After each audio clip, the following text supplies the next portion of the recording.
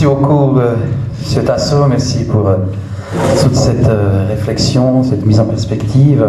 Je pense qu'elle aura vraiment satisfait l'ensemble d'entre nous et suscité peut-être des questions. C'est un petit peu fort, là, visiblement. Alors, nous allons entamer cette partie des questions.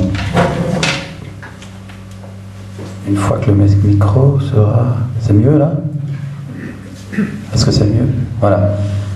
Alors, entamons ce deuxième round.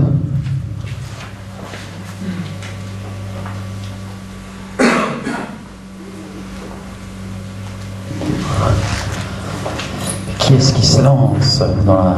Voilà.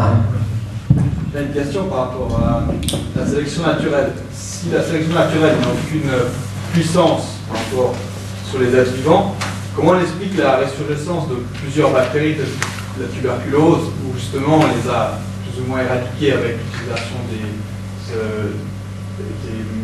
antibiotiques, et on a justement une réapparition de souches résistantes à ces deux antibiotiques. Oui, alors effectivement, c'est comme la résistance aux antibiotiques, enfin, la résistance aux produits phytosanitaires, la résistance des plantes aux désherbants. Hein.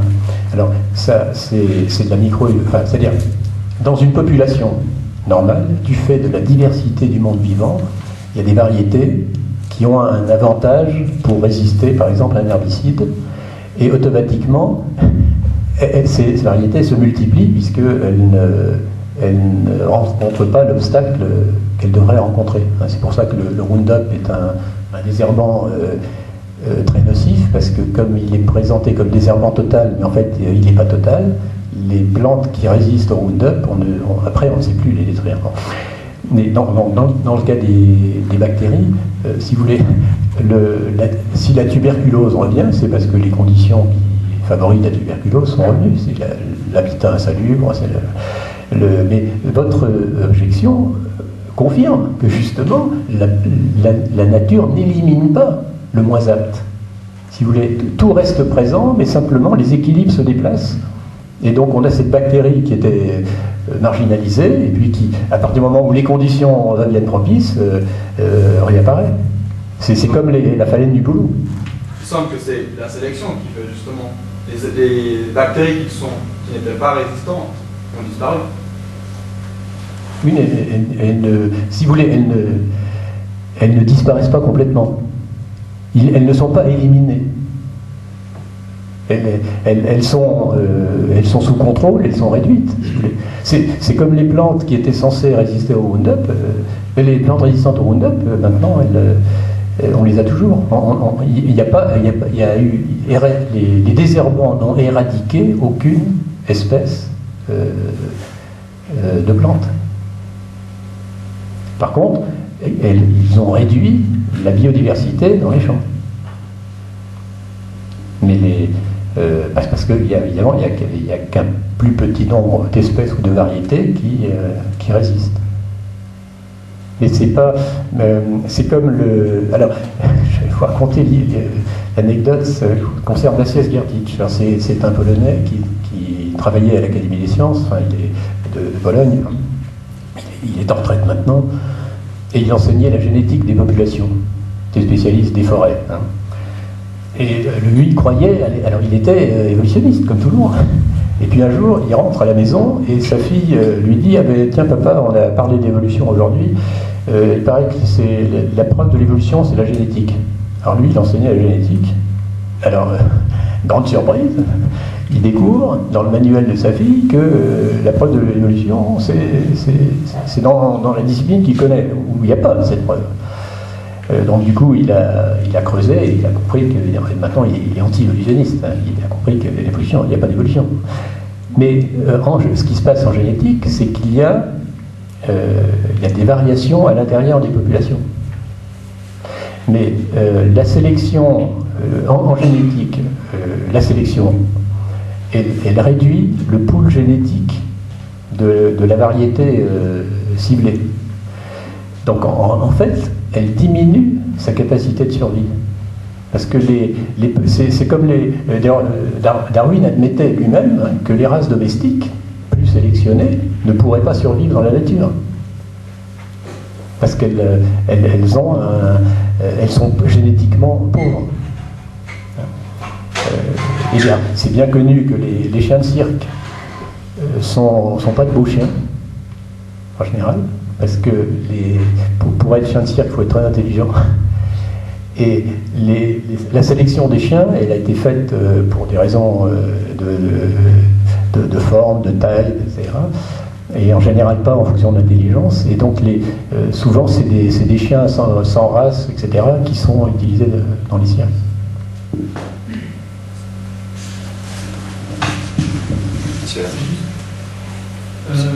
Par exemple, quand les dinosaures ont disparu, l'espèce elle a été éteinte, il y a d'autres espèces qui étaient par exemple des bactéries qui étaient petites qui ont survécu. Donc il y a eu une sélection quand même. Non. Il y a des espèces, alors si vous voulez, il y a des espèces qui disparaissent tous les jours. Donc là, on considère que quand une espèce est réduite à 40 individus, pratiquement elle va disparaître. Alors, il y a des cas, parfois on arrive c'est bien que le bouquetin, par exemple, a été sauvé par le prince de Savoie, au siècle dernier, enfin non, au 19e siècle, parce qu'on s'est rendu compte à un moment donné qu'il était en train de disparaître, qu'il y en avait très peu, et il a pris des mesures, je ne sais pas exactement lesquelles, mais pour qu'on laisse le bouquetin se reproduire, et du coup, il reste quelques bouquetins dans les Alpes, si vous voulez. Donc ça, que les dinosaures aient disparu, alors si en plus les dinosaures ont disparu parce que le milieu de vie qui leur était nécessaire a disparu. Si vous voulez. Les cataclysmes ont existé, et il y a un cataclysme particulier qui est mentionné dans la Bible, qui s'appelle le déluge, qui manifestement a quelque chose à voir avec l'état des fossiles que l'on trouve aujourd'hui. Parce qu'il faut, quand on parle des fossiles, vous avez des animaux qui meurent tous les jours dans la nature. Ils ne fossilisent pas. Pour qu'il y ait fossilisation, il faut qu'il y ait enfouissement rapide pour que la décomposition soit anaérobie. Mais quand un lièvre meurt dans les bois, au bout d'un certain temps, il se décompose, les prédateurs arrivent, et puis 6 mois après, vous retrouvez encore quelques os, et puis au bout d'un certain temps, il n'y a plus rien. Donc, la fossilisation, alors ça c'est effectivement un point très important. Les fossiles ne sont pas une photographie de la vie, c'est une photographie de la mort. C'est-à-dire, les fossiles, ce sont des gens qui sont là ou dans l'état où ils étaient quand ils sont morts. Et on a par exemple le fossile d'un gros poisson qui est en train d'avaler un petit. On a ce qu'on appelle les coprolites, c'est les crottes de dinosaures. C'est des boules mais qu'on a réussi à identifier comme étant des crottes de dinosaures. Ce sont des êtres périssables, les crottes. Bon. Si on a des crottes fossiles, c'est bien que c'est pas une photo. Ce qui a été photographié, c'est pas le dinosaure en train de gigoter, etc. C'est à un moment donné très précis, il a été. Il y a eu une coulée de boue, il y a eu quelque chose qui s'est passé et il s'est trouvé enfoui. Donc, qu'au moment du cataclysme qui a pu provoquer tous ces sédiments fossilifères, du cataclysme ou des cataclysmes, des espèces aient disparu, c'est parfaitement possible, si ces espèces avaient un biotope déterminé. Donc ça, le fait qu'il y ait des fossiles qui n'existent plus aujourd'hui, ça n'a rien à voir avec l'évolution. Si vous voulez, ça ne prouve pas du tout l'existence d'un lien de lignée entre ces animaux-là et ceux qui vivent aujourd'hui. Et une des difficultés, au contraire, pour les évolutionnistes, c'est qu'on trouve énormément de fossiles vivants. Si vous voulez, l'abeille fossile est la même que l'abeille fossile, l'oursin fossile est le même que l'oursin contemporain, et puis vous avez le fameux sélacanthe, qui était considéré comme la transition entre le poisson et le mammifère, parce qu'il a des épaules osseuses, et le sélacanthe se pêche dans le golfe de Mozambique, et puis dans le golfe du Mexique, si vous voulez. Excusez-moi, vous allez revenir un petit peu sur ce problème de la nature. protège ou garde l'être le plus faible aussi. Souvent dans la nature, c'est un petit peu le contraire quand même. Donc que ce soit un animal. Alors, si vous voulez, il y a la lutte entre espèces, mais la sélection naturelle darwinienne, c'est à l'intérieur de l'espèce. Alors il est évident qu'il y a les prédateurs, si vous voulez, il y a la question des prédateurs et des proies. C'est hors. Alors le prédateur peut avoir une fonction dans la sélection naturelle, mais le phénomène de la sélection naturelle, c'est la sélection au sein de l'espèce de la variété avantagée. C'est ça qui fait évoluer l'espèce pour Darwin. Pour reprendre encore un exemple que vous avez donné à un médecin, Dr Blanchou, au niveau de lorsque le spermatozoïde était une sorte devait arriver dans le corps de la femme, il y avait une sorte de course entre eux, donc du plus fort qui élimine, on peut dire, les autres qui arrivent trop tard. Donc aussi une sorte de sélection qui se fait là dans l'être humain lui-même. Oui, c'est très juste. Et je pense que c'est... souvent on a une idée erronée parce qu'on dit que les parents sont la cause de la naissance. Parce qu'ils ont posé un acte, évidemment, qui aboutit à la fécondation. Mais dans une éjaculation, il y a 200 000 spermatozoïdes. Donc celui qui choisit le bon, pour moi c'est Dieu. Dieu ou la nature. Oui, la nature, mais ce que je veux dire, c'est que Dieu se sert des causes secondes. Dieu n'est pas réduit aux causes secondes. Il ne faut pas expliquer les miracles par les causes secondes, par exemple. Mais la providence se sert des causes secondes. Et donc, il y a effectivement... mais ça, c'est très important, parce que ça veut dire que nous sommes, de cette façon, choisis individuellement. Et pas par nos parents. Nous choisis individuellement par Dieu. Donc, tout être humain est une créature divine qui a une finalité propre, voulue par le Créateur. Des sélections.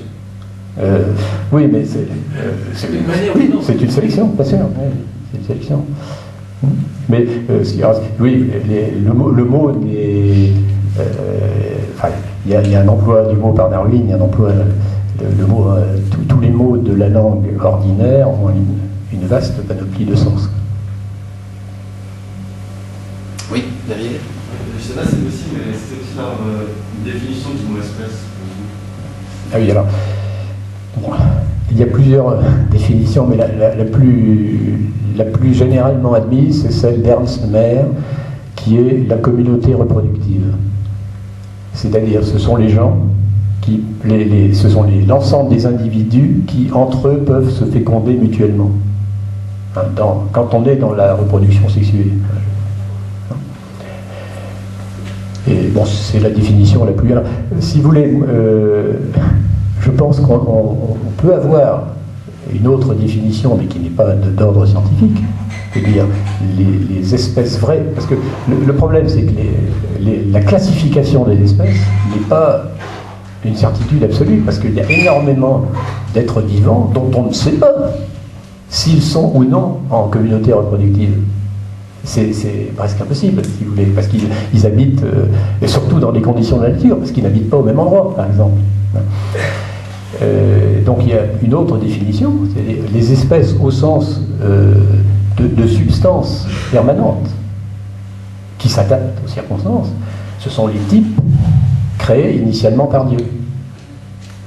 Dieu a créé des types initiaux. Alors, est-ce que ces types correspondent à ce que les naturalistes appellent espèces ou pas? Parce que, en particulier dans le cas des plantes, pour moi, le genre est plus proche de ce qu'a pu être le type initial que souvent ce qu'on appelle l'espèce. Mais d'un autre côté, le mot espèce dans la Bible, le mot hébreu mine dans la Bible, il est toujours traduit par espèce parce qu'on ne sait pas faire autrement. Et il faut dire aussi que le langage commun, donc quand on dit rose, chien, chat, correspond assez bien en fait à ce que les naturalistes appellent l'espèce. Ce qui prouve qu'il y a une substance derrière. Maintenant, il y a les anormaux, il y a les monstruosités, il y a les hybrides, enfin, il y a plein de choses. je crois qu'il est important pour la foi de défendre que, contrairement à Darwin, les espèces sont des entités, sont des substances réelles.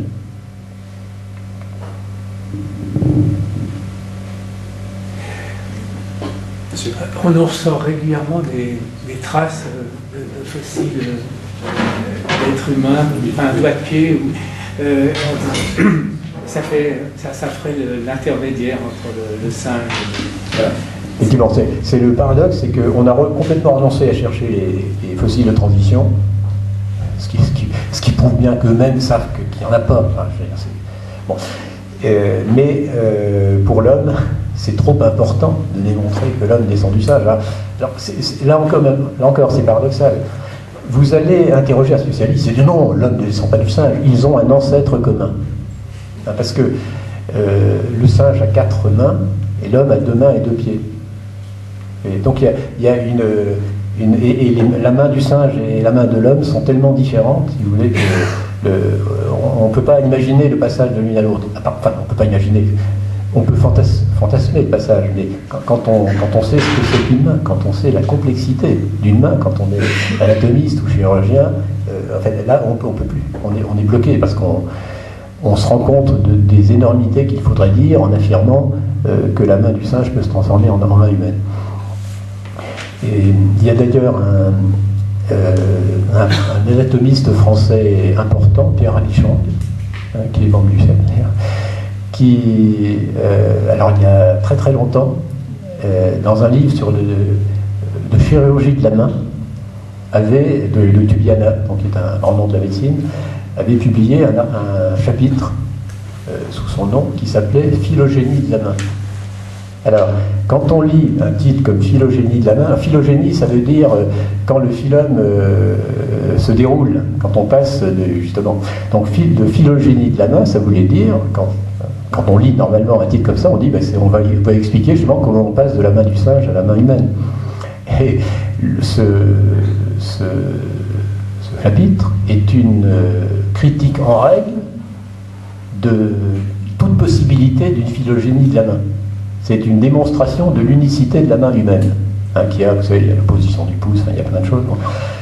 Et donc, Pierre Abichon est anti-évolutionniste depuis longtemps, et il a quand même été doyen de la faculté de médecine de Montpellier. Mais alors, pour revenir les ancêtres de l'homme, ils ont besoin. Le problème, c'est que on ne peut croire à l'évolutionnisme que si c'est graduel.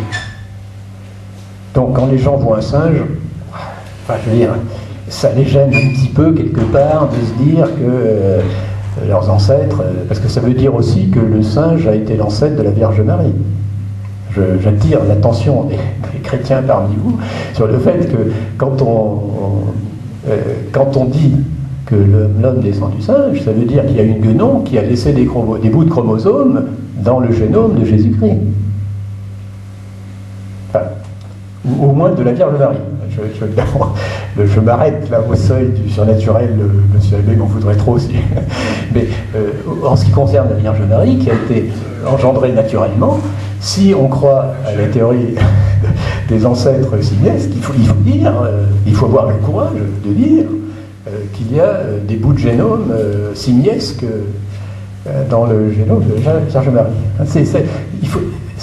Il faut aller au bout des conséquences. Si vous voulez, aujourd'hui, le raisonnement est détruit. C'est-à-dire on ne cherche pas à faire réfléchir les gens. Parce que quand on réfléchit et qu'on creuse, c'est un outil extraordinaire. Et mon voisin de droite en est le témoin, puisqu'il a une évolution personnelle qui est liée à sa réflexion. Donc ça montre bien que quand on commence à réfléchir, on ne sait pas où ça peut aboutir. Il faut se méfier. Donc alors le problème des ancêtres de l'homme, c'est que ou c'est pas des ancêtres, c'est des hommes.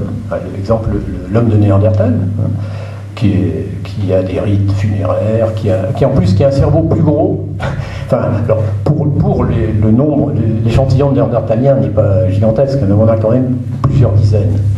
Donc on a fait des statistiques de volume crânien parce qu'il y a quand même des cas où on arrive à reconstituer le lien crânien. Enfin, si vous voulez, il faut quand même prendre avec beaucoup de pincettes tout ce qu'on vous raconte en paléontologie. Comme par exemple sur la grand-mère Lucie, qui est censée... Bon, Lucie, c'est un singe. D'ailleurs, on n'a pas dit Lucie est classée comme australopithèque. Donc, australopithèque, quand on les a trouvés, les australopithèques, on les a appelés pithèques, parce que pithékos, ça veut dire singe en grec. C'est-à-dire qu'à l'époque, personne n'a imaginé d'en faire un ancêtre de l'homme. Mais après, il s'est trouvé la chose suivante. L'homme de Piltdown fraude, l'homme de Pékin disparu dans la guerre sino-japonaise, donc il n'y a plus rien. Hein, et il n'y a d'autant plus rien que Boulle, qui était un des grands directeurs du musée d'homme, etc., avait dit, mais ce qui est étonnant, c'est que sur le site de Choukoutienne, il y a plein de crânes de singes avec un trou à l'arrière de l'occiput. Est-ce qu'il n'y aurait pas, est-ce que le fameux homme de Pékin, ça ne serait pas plutôt le gibier d'un Homo sapiens qui habitait par là? Mais l'Homo sapiens, on ne l'a pas trouvé. Un jour, en fait, Ping, qui était le chinois qui fait ça, il trouve 4 squelettes d'Homo sapiens sur le site de Choukoutienne. Il n'y a pas beaucoup de communication là-dessus. Black, qui était le paléontologiste américain financé par la Fondation Rockefeller pour suivre les fouilles de Choukoutienne, revient à Pékin. Il va dans la salle où étaient entreposées toutes les fouilles de Choukoutienne, et quand il a vu les Homo sapiens, il est tombé raide mort. Toutes ces publications, du jour au lendemain, disparaissaient. Sa réputation scientifique, elle était fondée sur l'homme de Pékin, sur l'idée que c'était le singe qui avait fait du feu. Enfin, si vous voulez, les ancêtres de l'homme, c'est... Le problème des ancêtres de l'homme, c'est que l'accès à l'information brute est très très difficile. On vous dit, on vous parle de l'homme de Totavel, de l'homme de ceci, de l'homme de cela. Mais je sais, par témoignage direct, si vous voulez, que des gens qui sont censés être des grands professeurs d'évolutionnisme n'y croient pas forcément. Et il y a un exemple très simple qui va peut-être vous surprendre, c'est Coppens. Yves Coppens, alors c'est un Français, mais c'est censé être l'inventeur de Lucie, c'est lui qu'on voit toujours à la télévision pour ancêtre de l'homme. Je faisais un jour une conférence un peu comme aujourd'hui, en banlieue parisienne, et quelqu'un vient me voir après la conférence, il me dit « Je vais vous raconter quelque chose qui va vous intéresser. Je suis architecte et c'est moi qui ai travaillé avec Coppens pour la galerie de l'évolution au Muséum de sciences naturelles. Et puis, quand Coppens a été nommé au Musée de l'Homme, un jour, il me téléphone et me dit « Tiens, Bruno, il faudrait que tu viennes me voir, j'ai envie de refaire une salle, j'aimerais bien qu'on travaille ensemble. » Alors, pour des raisons que j'ignore, le fameux architecte n'y croyait plus à l'évolution. Et il ne voulait pas tremper là-dedans, donc il a dit qu'il était très occupé, etc. Mais Coppens le relance un petit peu, il dit « Écoute, viens me voir, on parlera. » Alors c'est toujours intéressant d'aller voir les grands hommes, donc il va voir Coppens au Musée de l'Homme. Puis ils discutent, et puis l'un et l'autre étaient des gens intelligents. Coppens a très bien compris que c'était pas parce qu'il était suroccupé qu'il ne pouvait pas faire sa salle. Donc il a vu qu'il fallait qu'il lâche le morceau. Il dit à Coppens, moi j'y crois plus à cette histoire-là. Et Coppens dit, moi non plus, je ne sais pas si c'est vrai. Alors ça c'est dramatique, si vous voulez, pour l'intégrité de la science, comme dit Thompson. C'est qu'on a quelqu'un qui est vraiment... C'est le scientifique français le plus décoré. Aujourd'hui, il a au moins 40 ou 50 décorations internationales. Il fait croire au grand public quelque chose à laquelle, en privé, il admet qu'il ne sait pas si c'est vrai. Donc c'est profondément malhonnête, si vous voulez. C'est même... le mot malhonnête est faible. Et on en est là. Donc quand on dit que le darwinisme a vraiment perverti la société, c'est vrai à beaucoup de niveaux. Une question justement là-dessus, ça serait pas plutôt l'idéologie ou la fausse métaphysique des Lumières qui a perverti la science en justement en imposant, parce que finalement tout ce que vous accusez, Darwin et ses conséquences, finalement, on le voit au XVIIIe siècle chez les auteurs des Lumières. Et non pas, on accuse souvent la religion d'avoir opprimé la science, mais finalement l'idéologie des Lumières qui a, elle, aveuglé la science et qui nous a amené là où on est là. Finalement, la chaîne de causalité s'appelle pas inversée. Alors, vous avez entièrement raison. Mais je me suis rendu compte que je ne pouvais pas traiter ça en même temps. Hein, parce que c'est... Alors, là, en quelques mots, la théorie de l'évolution, elle a été inventée par les philosophes du XVIIIe siècle. Vous l'avez chez De Maillet, chez d'Alembert, chez Diderot. Mais ce que Lamarck et Darwin ont apporté, c'est pas, si vous voulez, les hommes des cavernes, les mammifères qui sortent des êtres de marins, etc., tout ça chez Maillet en 1743. Le problème, c'est que c'était des philosophes qui le disaient, et donc ça ne pouvait pas avoir l'autorité intellectuelle que ça a eu avec Lamarck et avec Darwin. Si vous voulez, donc Lamarck et Darwin n'ont pas du tout inventé l'évolutionnisme. Ils ont donné une caution scientifique à une idéologie qui, elle, effectivement, est complètement dans les Lumières. D'ailleurs, le mythe du progrès. Parce que qu'est-ce que c'est que l'évolutionnisme? C'est la projection sur la nature du mythe du progrès. Le mythe du progrès, il est bien antérieur à Darwin, si vous voulez. Et Condorcet, par exemple, se demande... alors lui, il croyait vraiment au progrès, et il se disait, mais un jour viendra où un mensonge sera aussi impensable qu'est aujourd'hui le fait d'assassiner son voisin. Il croyait vraiment au progrès. Mais c'est effectivement,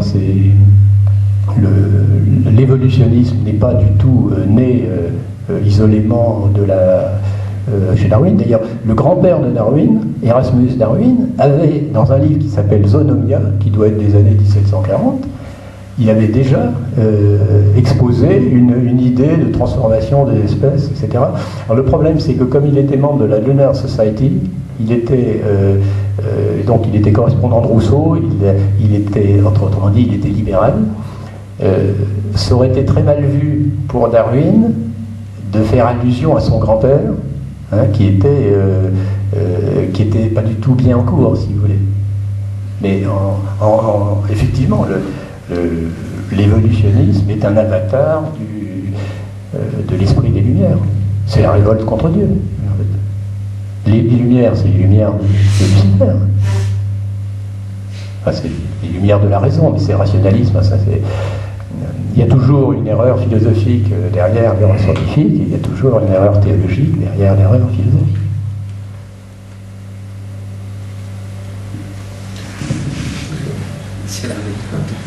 Au cours de votre conférence, vous avez donné une affirmation qui m'a étonné et qui me semble être presque contredite par après, lorsque vous avez parlé des spermatozoïdes qui sont choisis par un acte créateur de Dieu. Vous aviez dit que Dieu s'est reposé de sa création, qu'il a arrêté de créer.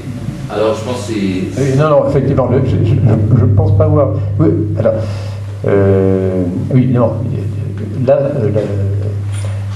le spermatozoïde, il est issu par des lois naturelles du lieu où se produisent les spermatozoïdes. Donc quand je dis que pour moi, la providence fait que c'est tel spermatozoïde qui va féconder l'ovule, enfin d'une part je ne peux pas aller y voir, mais ça me paraît normal, hein, mais c'est pas du tout la création du spermatozoïde.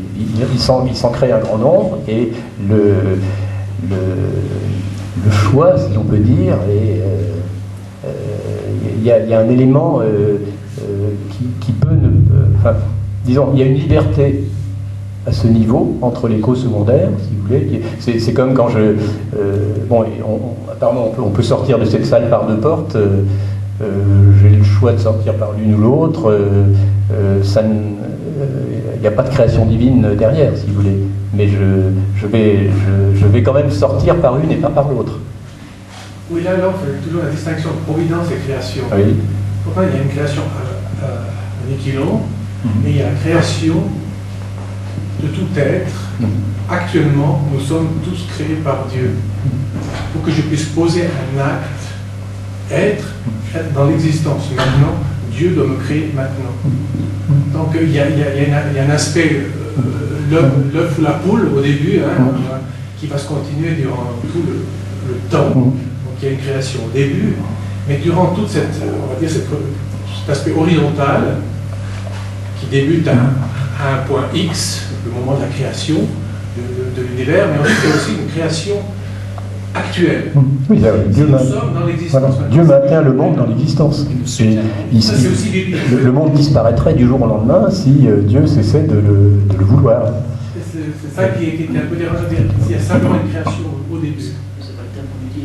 Mais ce que je veux dire, c'est que la création qui s'oppose à l'évolution, c'est la création.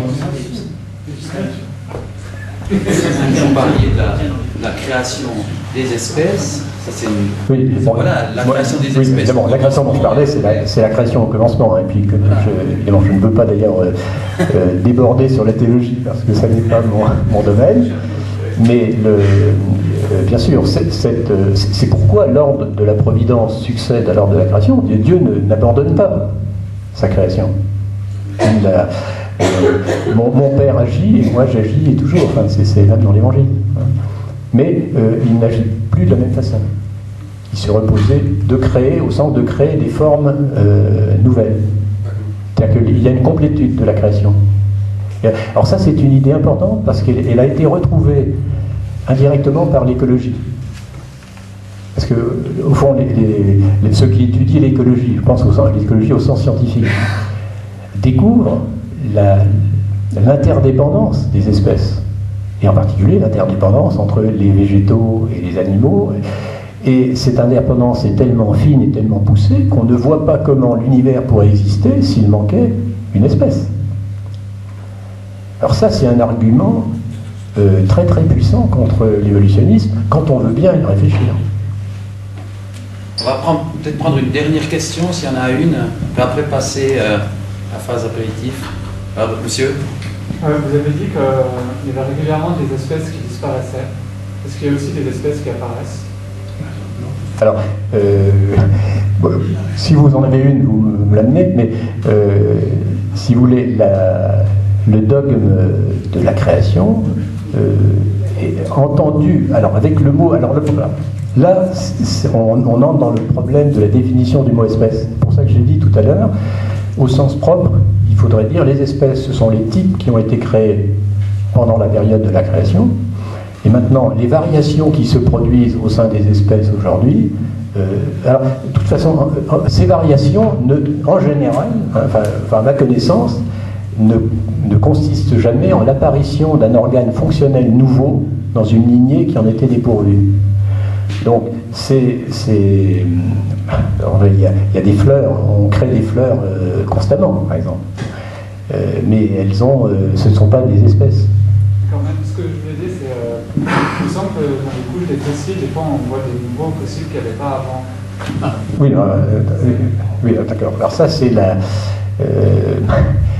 j'en ai pas parlé, c'est ce qu'on appelle l'échelle stratigraphique. C'est-à-dire qu'on vous dit que les couches les plus profondes sont plus vieilles que les couches qui les recouvrent. Et c'est tellement évident qu'on ne s'est jamais préoccupé de le vérifier. Mais là, il faudra presque faire une conférence sur les expériences de Guiberto. Mais ça, c'est une chose très intéressante, c'est que d'où viennent les sédiments qui se déposent? Viennent-ils du ciel? Non. Les dépôts sédimentaires se font dans des courants horizontaux.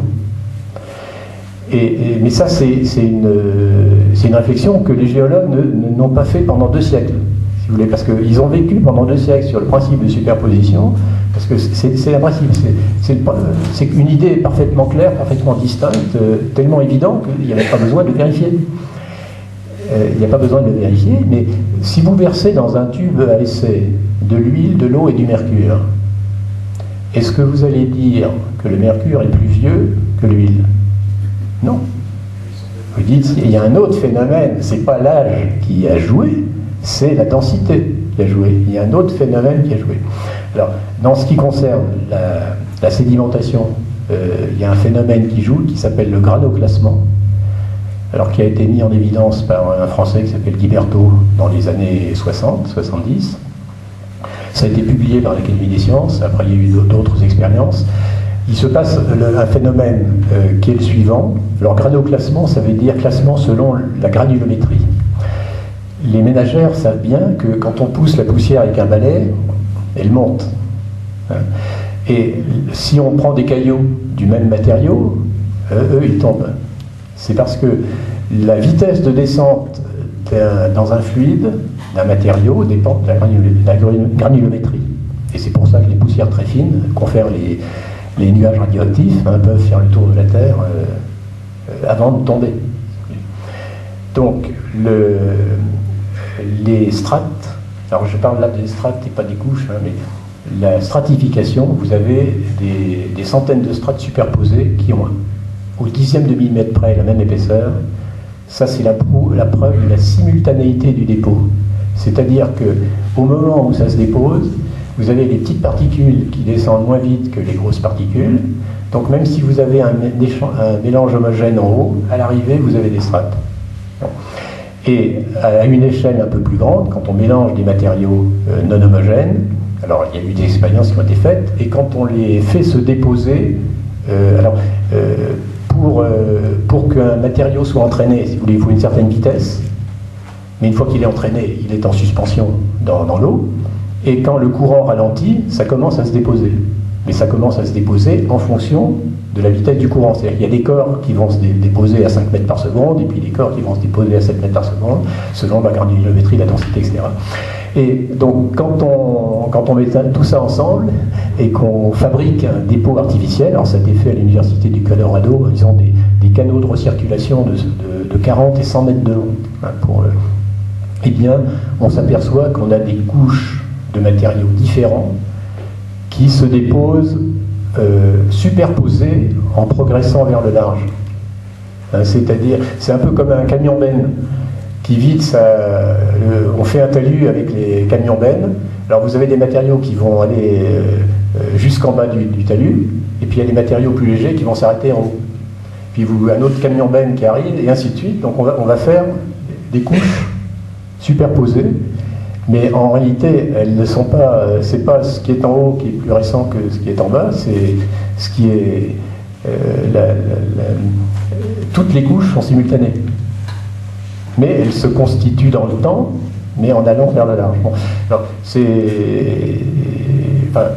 pour bien faire, là, il faudrait que j'amène des documents graphiques, etc. Mais ce qu'il faut retenir, c'est que le principe de superposition a été invalidé expérimentalement par des expériences publiées par l'Académie des sciences, et qu'à partir du moment où le principe de superposition est invalidé, ça veut dire que toutes les datations géologiques des roches sédimentaires sont invalidées.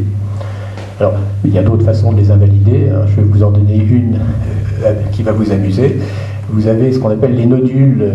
Les nodules marins, c'est des minerais qu'on trouve sous forme de boules au large des côtes, et qui sont datés de centaines de milliers de millions d'années.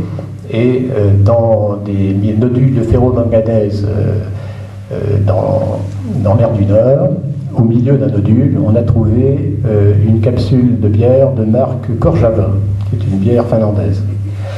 Alors, le problème suivant, est-ce qu'il y a 500 000 ans, il y avait une civilisation qui s'est amusée à fabriquer la marque Korjava, ou est-ce qu'on s'est complètement trompé sur la vitesse de fabrication des nodules?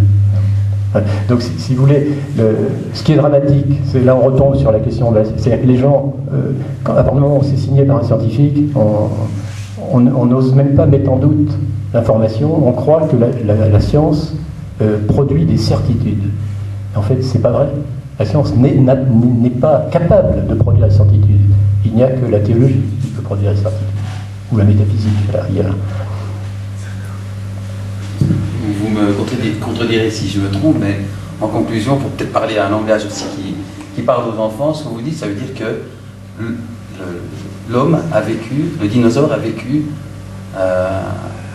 en compagnie des hommes. Oui, absolument. Alors là, bon, contrairement à tout ce qui nous est fasciné. La preuve, tout le monde la connaît sans y réfléchir, c'est ce qu'on appelle les dragons. Qu'est-ce qu'un dragon? C'est un gros animal avec des écailles, une longue queue, un grand cou, une petite tête. Et qu'est-ce qu'un dinosaure? C'est un gros animal avec une longue queue, un grand cou, une petite tête. Si vous voulez, les dragons sont les mêmes en Chine, à Babylone, en Égypte, la tarasque de Sainte-Marthe, si vous voulez, les histoires de dragons, il y en a énormément. Alors il y a le dragon marin, qui est le plésiosaure, qu'on retrouve, les dracars vikings, vous avez une tête de plésiosaure à la proue. Et ce qui est, alors là, important, c'est que dans le livre de Job, vous avez à un moment donné une description d'un certain nombre d'espèces. Alors vous avez l'aigle, vous avez la chèvre, vous avez le lion. Et le roi des animaux, dans Job, c'est pas le lion, c'est le léviathan, c'est-à-dire le plésiosaure. Mais le léviathan et le béhémoth sont décrits dans Job exactement comme on décrit le lion. Vous avez à Taprom, qui est un temple au Cambodge, près de Angkor. Alors un temple qui est daté du XIIe siècle, sur lequel il y a un bas-relief qui représente un stégosaure. Alors le stégosaure, c'est un diplodocus avec des espèces de grandes écailles sur le dos. L'artiste du XIIe siècle, il avait forcément hérité d'une tradition pictographique avec des stégosaures. Et puis vous avez les statuettes d'Acambaro. Acambaro, c'est un lieu de fouille au Mexique, à 180 km de Mexico, dans lequel il y a une civilisation extrêmement riche en céramique. Et il y a des figurines très très nombreuses. Il y en a 35 000. Donc c'est très très important, on va dire, comme site archéologique, c'est de première grandeur. Mais il y a un blocus complet sur d'ailleurs, les gens du musée de Mexico, le musée de l'homme de Mexico, étaient venus à Cambaro au moment des fouilles, ils ont dit on va publier, etc. Malheureusement, dans les 35 000 figurines, il y en a 3 000 qui représentent des dinosaures. Alors, du coup, il n'y a pas de publication. Parce que le problème, parce qu'ils représentent des dinosaures d'espèces bien déterminées. Et vous avez en particulier un brachiosaure. Alors, les fouilles ont été faites dans les années 50. Le brachiosaure, il n'était pas encore décrit par les paléontologistes à l'époque. Et quand on compare les reconstitutions qui ont été faites du brachiosaure et puis la figurine d'Acambaro, on voit bien que c'est le même animal. Non, la contemporanéité de dinosaures et de l'homme, elle est très très facile à établir, à condition de se documenter. Et je dirais, alors c'est ce qu'on appelle un fait polémique. C'est-à-dire, c'est un fait qui est tout seul, qui suffit par faire effondrer toute une théorie. Ça veut dire que vous dites que l'homme, la datation biologique, elle est complètement fausse. La datation biologique, elle est complètement fausse. Ah ben les dinosaures datent de la crise de Crétacé. Ah oui, effectivement.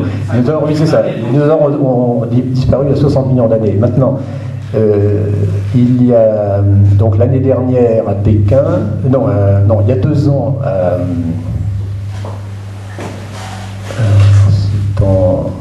de toute façon, maintenant il y a 2 publications savantes qui ont été acceptées dans des congrès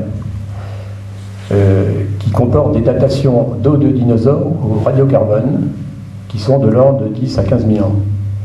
Ça ne veut pas dire que c'est 10 à 15 000 ans, mais ce que je veux dire, c'est que dans les os de dinosaures, il y a du carbone organique, analysable par le radiocarbone. Et vous avez même une américaine qui a... Alors ça c'est à propos du Tyrannosaurus Rex, qui a montré qu'on trouvait des globules sanguins. C'est-à-dire que dans le tissu, dans l'os de dinosaure, il y a la partie irriguée, où on trouve des canaux sanguins, et dans ces canaux, on retrouve les globules, et elle a même pu dire à un moment donné que le dinosaure qui a été étudié était une femelle enceinte, enfin gravide, à cause de la forme des particulières des globules. Alors, le problème, c'est que c'est une évangélique, d'ailleurs, mais évolutionniste. Alors, elle ne met pas en cause la datation, elle dit c'est parce que c'est la preuve que ça s'est conservé de façon extraordinaire.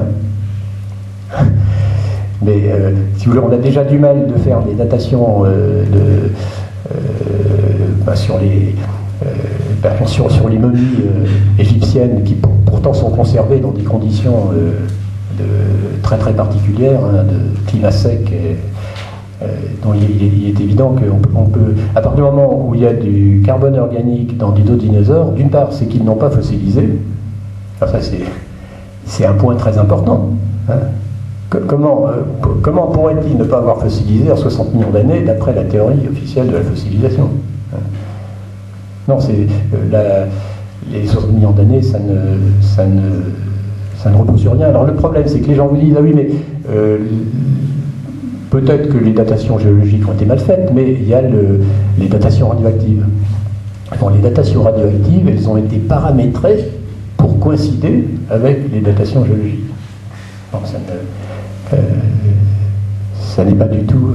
non, effectivement, j'avais pas voulu aborder ce sujet, hein, de la chronologie, parce que c'est un sujet qui est tellement... Enfin, mériterait évidemment d'être plus développé, mais effectivement, la chronologie des géologues elle est à refaire complètement.